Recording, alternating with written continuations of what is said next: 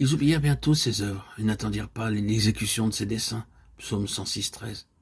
Quelle que soit l'ampleur et la cause de la perte, elle peut être recouvrée. En fait, ce qui est recouvré est supérieur à ce qui a été perdu. Toutefois, nous devons désirer obéir à la parole de Dieu et à ses lois divines immuables.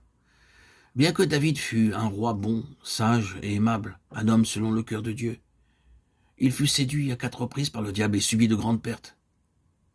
Mais avec l'aide de Dieu et par sa grâce, il recouvra tout. Voyons les causes de ces 4 pertes et voyons ensuite comment il recouvra tout ce qu'il avait perdu.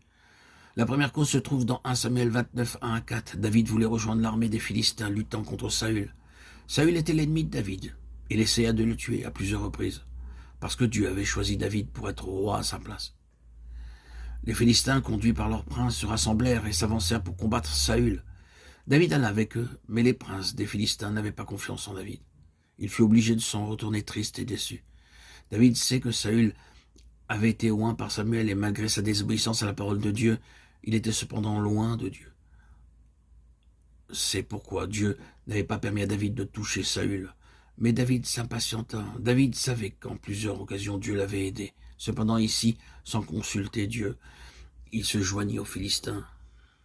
Lorsque David et ses hommes retournèrent à Tsiklag, ils trouvèrent leur maison brûlée, leurs femmes et leurs enfants avaient été enlevés et leur butin raflé par les Amalécites. Tout ceci était le résultat de la faute de David. Il aurait dû consulter Dieu avant d'aller avec les Philistins. Mais en ce temps-là, il dépendait de sa sagesse et de sa force propre. Ce fut sa perte, la perte de sa famille et de ses biens. Et David consulta l'Éternel. L'Éternel lui répondit, « Poursuis, car tu atteindras et tu délivreras. » 1 Samuel 38. Il retrouva alors son bon sens au verset 6. Soulignez ces paroles. Elles vous seront d'un secours précieux lorsqu'un jour vous serez abandonné à vos êtres chers et que ceux-là même que vous aimez vous abandonneront. David reprit courage alors dans le Seigneur. Il revint à lui et dit, « Oh Dieu, pardonne mes faillites pour n'avoir pas recherché ta volonté avant de rejoindre les Philistins. Seigneur, pardonne-moi. » Puis David fit chercher le sacrificateur Aviatar et lui demanda, « S'il te plaît, recherche la volonté de Dieu pour moi. Que ferons-nous? Poursuivrons-nous nos ennemis, les Amalécites ?» Dieu dit, « Oui, allez-y. » Il demanda, « Seigneur, si nous les poursuivrons, recouvrons-nous tout ce que nous avons perdu? » Et Dieu dit, à coup sûr, vous recouvrerez tout, au verset 8, dans la dernière partie.